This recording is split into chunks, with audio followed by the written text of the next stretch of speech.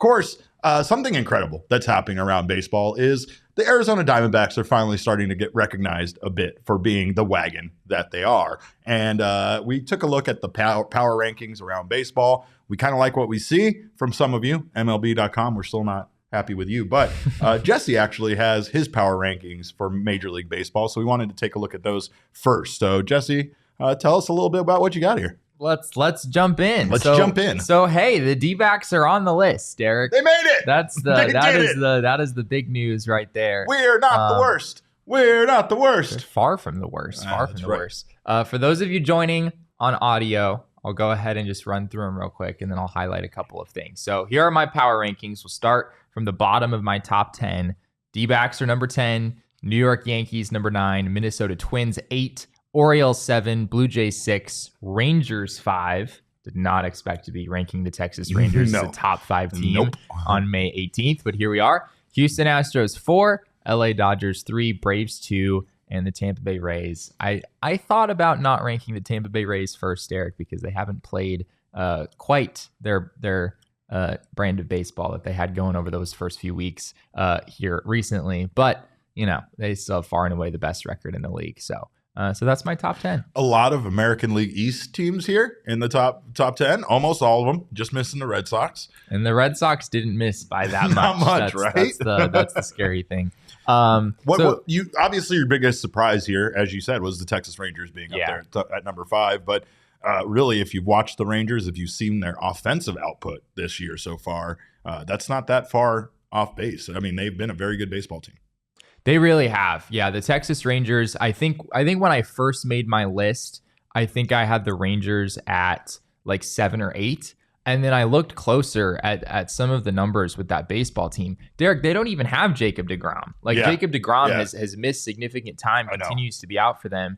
And Nathan Eovaldi somehow looks like a Cy Young candidate. I mean, we saw the Rangers a little bit in that series against the D-backs. Jonah Heim is having a breakout season. Josh Young is having a great year. Aren't they getting Seager back today? Hasn't he also been missing time? Also, yes, that is a great point. They also have played, I believe, basically the entire season without Corey. I think the entire season without Corey Seager, if I'm not mistaken. And they're still that good. Like with the pieces they're missing.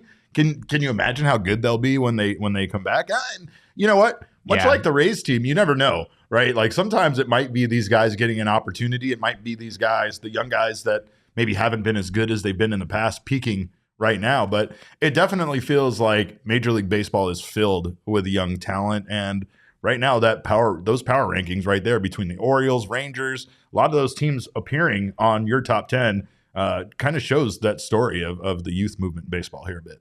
I'm a big run differential guy, as I'm sure people know at this point. At this stage in the season, I just think run differential is really helpful in deciding, like, okay, is this team 500 because they deserve to be 500, or are they 500 because they're like the Marlins and they're minus 45, but they've won every single one-run game that they played, and it doesn't feel sustainable. So a couple teams where run differential came into play. Clutch Canuck says I'd say Snakes over Twins, which is I don't think that would be egregious at all. No, but would you imagine the Twins being where they're at, knowing that after acquiring Carlos Correa, that his batting average would be 203 at this point of the season, right? That's honestly a big thing for me, is that the Twins offense has been kind of right in the middle. Their offense has not been great this year, but that's with Carlos Correa having done basically nothing. And their starting rotation is pretty insane. They have Sonny Gray, they have Joe Ryan, they have Pablo Lopez. He's cooled off a little bit in recent days, but started the year one of the best pitchers in the game.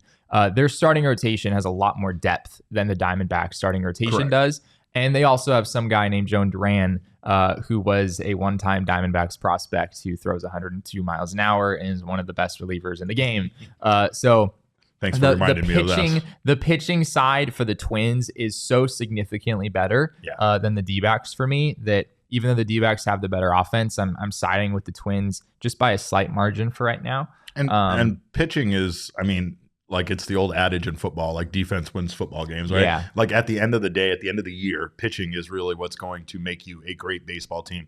Offense comes and goes. There's different sources of offense. There's times where, like we've seen with the Diamondbacks, the entire team can be in a slump together. But if you have great pitching, you can kind of weather the storm when your offense isn't towing the line and doing the work that it needs to do. Yeah, it's a great point. And yeah, I mean, I think the Twins, according to Fangraphs, are like second. Their pitching staff is second in WAR, which is like that team. I feel like I have to put at least in the top 8. Yeah, I agree. And I mean, you're not too much different from the rest of the analysts in baseball, right? There's the power rankings came out. We take a look at the Arizona Diamondbacks across the power rankings, and they're honestly right where Jesse said, even with some of those publications that tend to not necessarily give the Diamondbacks the credit they deserve.